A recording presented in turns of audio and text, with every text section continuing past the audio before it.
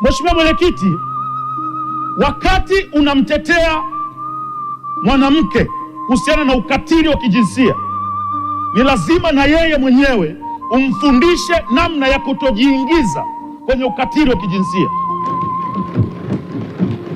Yapo mambo ambayo yanafanywa na wanawake yanawaingiza automatically kwenye ukatili wa kijinsia, na nitayataja hapa, na wao wanawake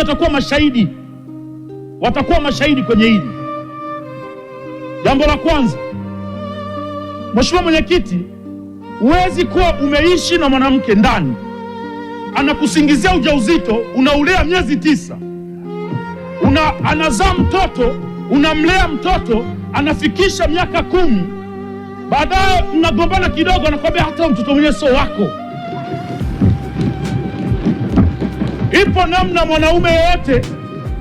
Ipo namna ambavyo mwanaume anaweza kureact katika hasira, na kuna wanaume wanaweza kuvumilia hasira, na kuna wanaume wengine wakati wanapambana na hilo neno ulilomwambia unatokea ukatili wa kijinsia.